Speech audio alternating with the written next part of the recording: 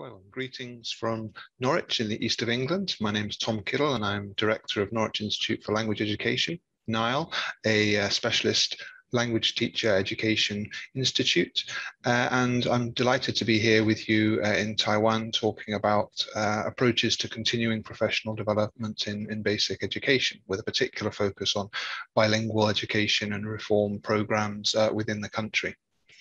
We've been working here at NILE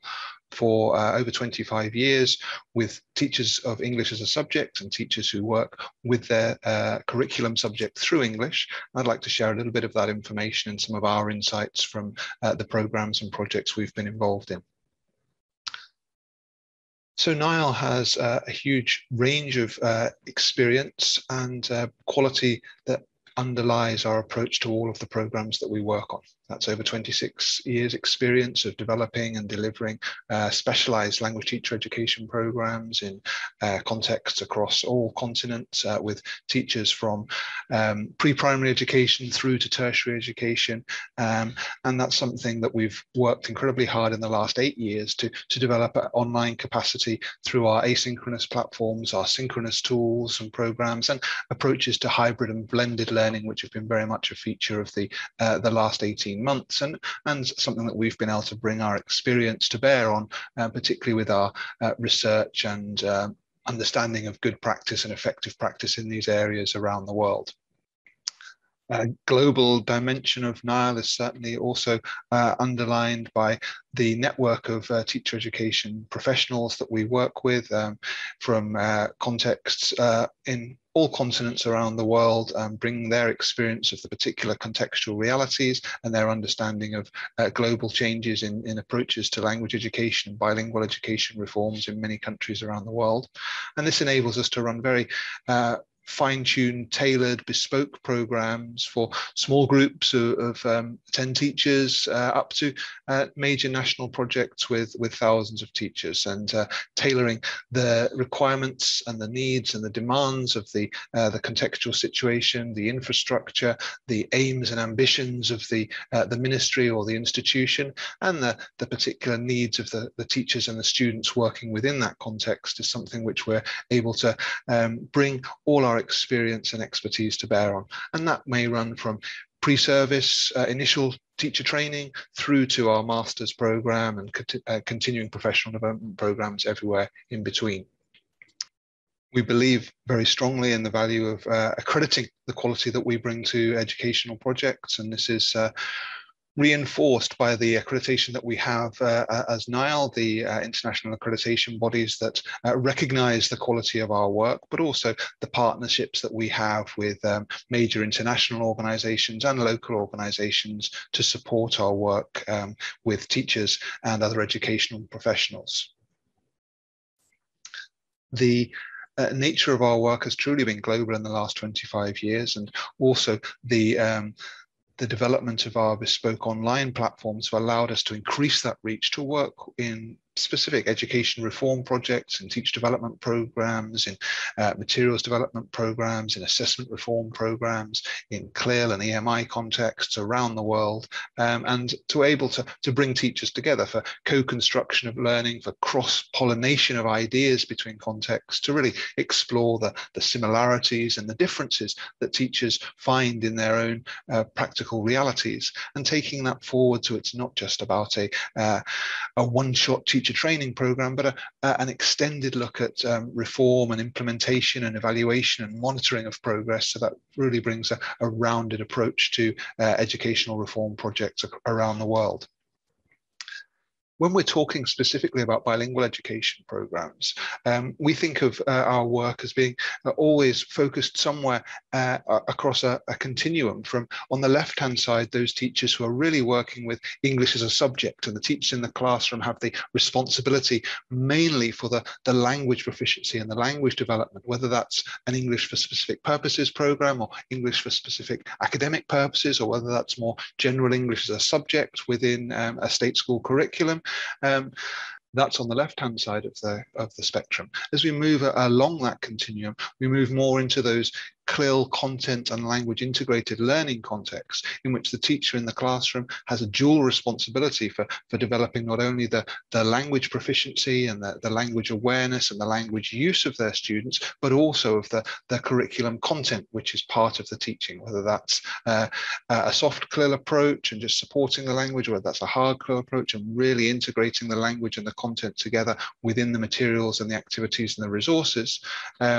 We find there are very many different iterations and needs within that central part of the spectrum. And moving across to the right-hand end of the continuum there, the more English medium instruction focused approaches, where the teacher's responsibility lies in the content delivery and the understanding of the knowledge and requirements, the skills, the competencies within a curriculum subject, but they have a much reduced or minimal responsibility for language development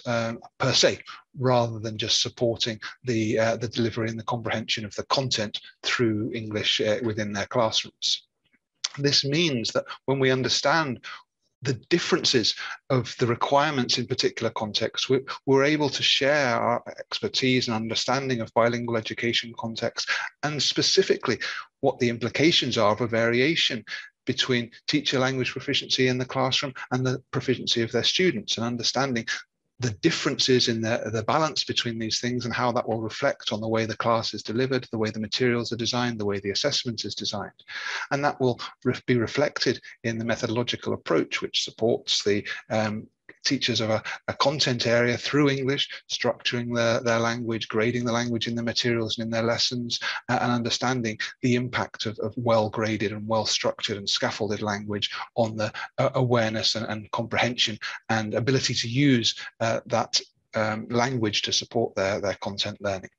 It's not just in the teaching and learning, though, it's also in the assessment policy and the procedures that are embedded within an educational system, from the formative assessment, the ongoing assessment, supporting students and revisiting subject areas and topic areas, through to the summative end of course, end of program achievement testing and proficiency testing that's part of many educational institutions. And what these decisions that are made by institutions impact on the way that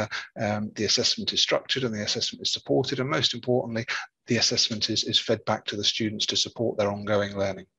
And this means that the policies that are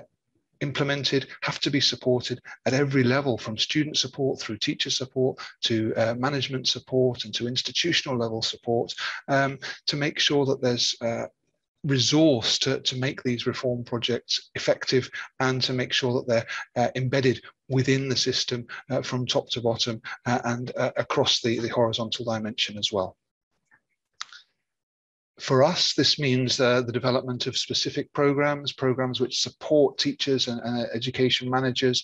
in specific target focus areas. So in English medium instruction, particular focus is to support learners and teachers, and in content and language integrated learning, specific course content which covers all the areas that a teacher needs to be able to work in this kind of context most effectively. For example, in an English medium instruction approach to bilingual education, we have a range of possibilities for working with students on engaging activities, for guiding their understanding, for developing the teachers' and the students' own presentation skills, for encouraging the learners to be active users of language, to understand how formative assessment can empower self-awareness of progress and goal setting and achievement, on how these classroom techniques can really support students' language and students' use of language, for developing those kind of materials which actually give the students access into the content, but also scaffold the language that's used in and make them active learners in that bilingual space. And this in the last 18 months, like never before, has meant an engagement with blended and flipped learning approaches, which allow some of the content to be taken outside their classroom time, and to be using that classroom time effectively for the value of the teacher in the classroom and the activities and the support they can give in that face-to-face context. And this has led us to develop a set of professional competencies for English medium instruction teachers, which really cover all these areas of professional skills and knowledge and application that they'll need in the classroom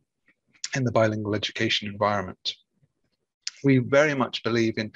sustainable capacity building approaches to developing institutional strength and to developing national strength with bilingual education programs. And for us, that means realizing that there are key pillars which any educational reform project must give attention to, from the curriculum and syllabus design through to how that impacts on the materials that are used, the adaptation, the selection of materials, through to the embedding of the assessment approach across the educational system, and making sure it's aligned to both those materials and the curriculum that's designed as the overarching framework. And all of that depends on effective teacher training, in-service teacher development, continuing professional development for those teachers, and encouraging them to be mentors for their colleagues. And all of this needs to support that communication framework, the infrastructure, which allows that to be a whole institution approach to bilingual education. And that communication is essential to make sure that those teams working in different areas are not working isolated and individually, but are aligned with joined up thinking to the other aspects of education which must be considered. This means we have programs from syllabus design through to materials development, through to testing, evaluation and assessment, through to teacher training and teacher development and trainer training and trainer development programs, which allow a building of capacity across a number of areas within an institution or within a regional education system, to allow that sharing of the burden, but also to allow that growth in local capacity and the sustainable approach to making decisions and implementing those decisions. And that means that we have courses that are designed for open enrollment for international participants, which run throughout the year, every year, but also working with bespoke programs which are tailored to the needs of a particular context, the particular student and teacher needs within that context, the particular level of resourcing and infrastructure that the classroom environment may have and the education institution may have. And so this is obviously crucial for the program design itself, but it's also crucial for the post-course implementation. How do we see the effectiveness of this training as it's implemented throughout the institution? How do we monitor and evaluate the effectiveness of this training and the impact it's having on the educational reform program? And to this end, we spend a lot of time on international research projects with partners and NILE trainers around the world, and presenting at events like this and international conferences throughout the year as well. And so this has been a brief overview of what NILE does and has done throughout its history, the way we work with teachers in bilingual education contexts. And I hope that one of the things that we'll be able to bring to Taiwan, not only are bespoke asynchronous and synchronous online learning affordances, but coming in 2022 are NILE face-to-face venue possibilities there in Taipei, and hopefully that will be able to support educational reform and developments in bilingual education policy and practice in Taiwan in the future. So thank you very much for listening to me. It's been a pleasure to be here with you today, and I hope that this is the start of increased involvement for NILE and NILE programs and NILE trainers supporting educational developments in Taiwan. And I look forward to hearing more about the context, more about the needs, and to working with you even more closely in the future. Thank you very much, and bye-bye from Norwich.